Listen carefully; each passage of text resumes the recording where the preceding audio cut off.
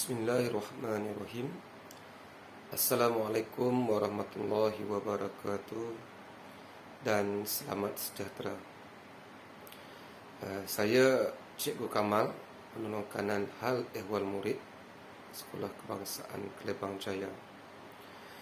Lebih dahulu saya ingin mengucapkan selamat datang kepada semua ibu bapa, penjaga murid, prasekolah sesi tahun 2022-2023. Tahniah saya ucapkan kepada tuan-puan kerana anak tuan-tuan dan puan-puan terpilih bagi mengikuti pembelajaran di prasekolah Sekolah Kebangsaan Kelebang Jaya.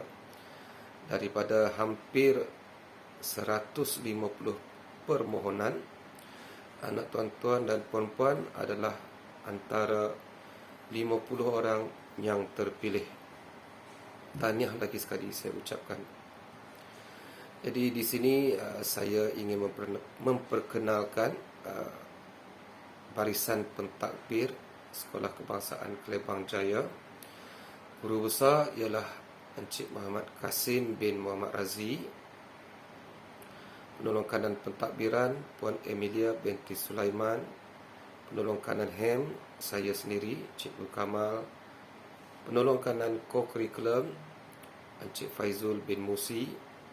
Penolong kanan petang Encik Rosli.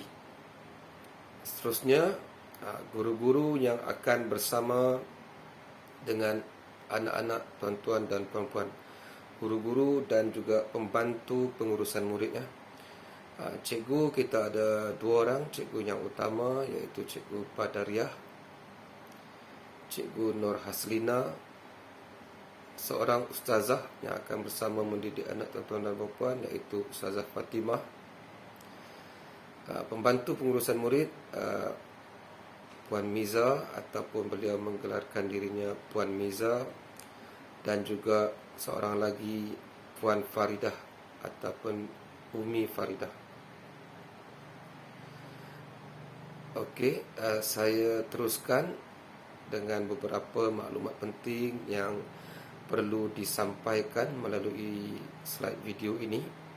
Maklumat-maklumat lain tuan-puan dan puan-puan boleh rujuk pada slide yang dikongsikan dalam grup Telegram ini, ataupun jika ada maklumat yang tidak difahami, kurang jelas, tuan-puan boleh berhubung terus dengan guru prasekolah melalui Telegram yang khas diwujudkan untuk grup prasekolah.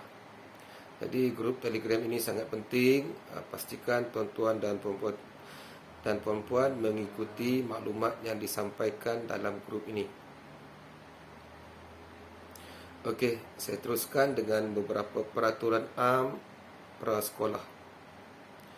Okey, waktu persekolahan bagi murid prasekolah adalah bermula jam 8 pagi hingga 12 tengah hari. Tetapi murid prasekolah perlulah hadir awal ke sekolah, iaitu sebelum jam 7.20 pagi, dan ibu bapa perlu mengambil anak masing-masing di hadapan pintu pagar utama bermula jam 12.15 tengah hari. Okey, untuk anak-anak tuan-tuan dan puan-puan, pihak Kementerian Pelajaran menyediakan sarapan secara percuma. Alhamdulillah.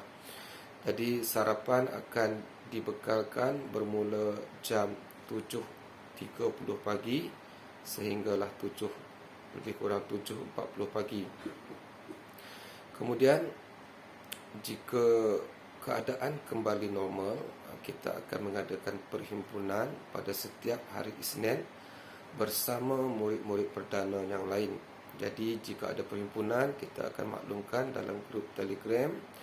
Jadi murid prasekolah juga perlu datang awal pada hari itu sebelum 7.20. Kemudian tentang pakaian bagi murid-murid prasekolah, saya percaya terutamanya ibu bapa yang anaknya pertama kali mengikuti pembelajaran di prasekolah ini pasti tertanya-tanya baju apa yang nak dibeli cikgu, seluar yang macam mana, kasut, stokin. Jadi kita ingin memudahkan, terutamanya bagi kanak-kanak prasekolah yang masih agak lasak, aktif bergerak. Jadi kita tak naklah mereka terikat sangat dengan pakaian yang perlu dijaga rapi. Jadi untuk murid prasekolah, mereka cuma perlu baju t-shirt putih berkola, seluar tracksuit berwarna hitam, berstokin hitam dan juga berkasut hitam. Sekali lagi ulang, stokin hitam dan juga kasut hitam. Sekarang ni dah berada di tahun 2022. Peraturan kasut berwarna hitam sepenuhnya. Tak ada lagi kasut berwarna putih. Kesian anak-anak kita kalau nak jaga kasut warna putih tu cepat kotor. Baik, bagi murid perempuan pula, kita galakkan bertudung. Tetapi kalau tak bertudung pun tak apa, masih anak-anak kecil lagi, tak ada paksaan. Tudung berwarna putih, tudung berwarna putih.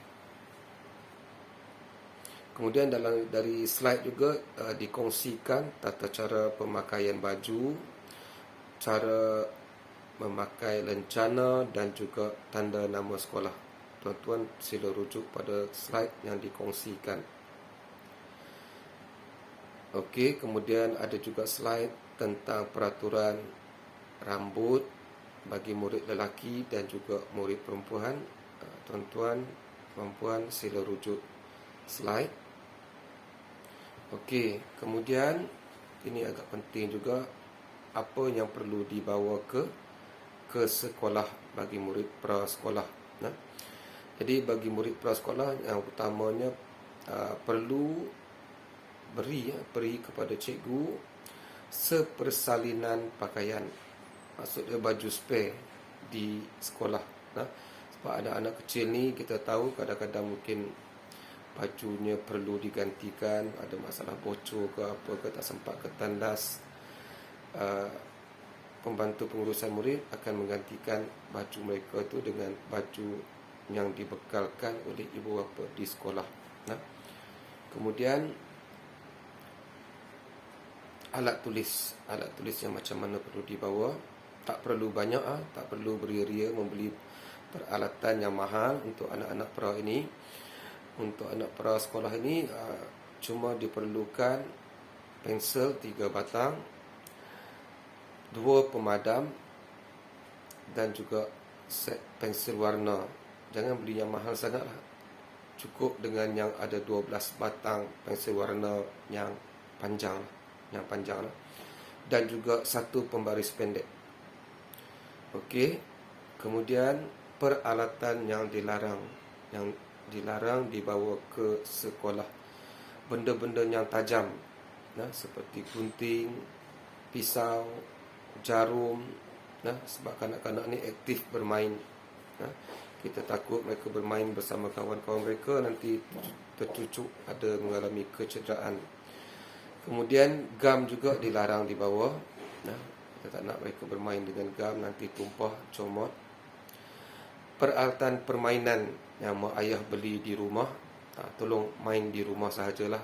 Kadang-kadang anak-anak ni excited nak tunjukkan peralatan permainan dia kepada kawan-kawan lain di sekolah.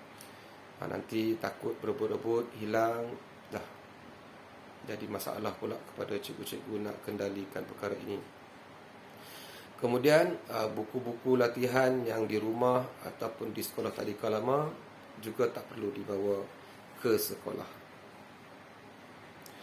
Kemudian tentang waktu balik, waktu balik anak-anak kecil ini amat dipohonlah supaya ibu bapa menepati masa. Tepat jam 12.15 tolonglah uruskan pengambilan anak-anak tuan-tuan dan puan-puan pulang dari prasekolah. Kadang-kadang ada yang terlupa hingga jam 1. Kesian anak-anak ni menunggu. Jadi tolong tepati waktu balik ini. Perkara yang sangat penting, nombor telefon yang dapat dihubungi ibu bapa ataupun penjaga utama.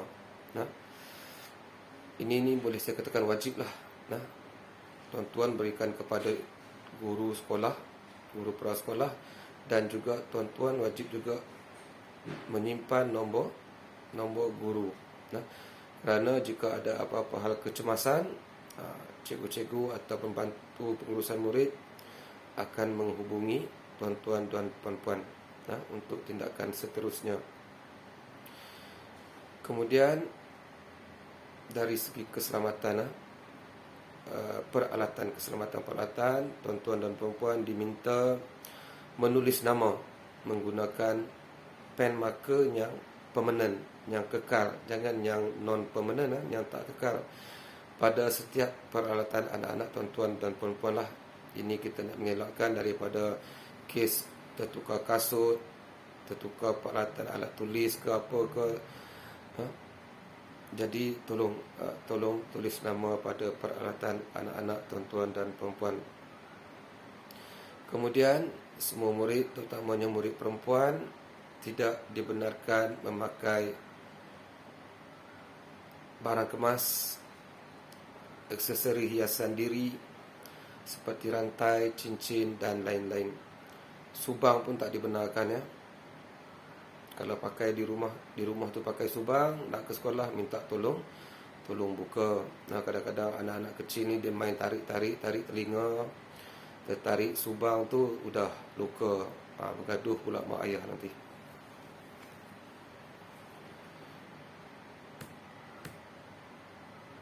Okey, saya tak nak pergi terlampau detail untuk taklimat kali ini. Dah 10 minit lebih. Jadi maklumat seterusnya akan guru-guru atau pembantu pengurusan murid sampaikan melalui grup Telegram. Jadi grup Telegram ini sangat penting. Mohon tuan-tuan dan puan-puan peka dengan grup ini. Jika ada sebarang pertanyaan pun boleh disalurkan dalam grup ini. Jadi akhir kata dari saya, selamat menduduki alam, kepada tuan-tuan dan puan-puan, tahniah, selamat menghantar anak tuan-tuan dan puan-puan ke prasekolah Sekolah Kebangsaan Kelebang Jaya. Selamat menjadi warga SKKJ. Sekian, terima kasih.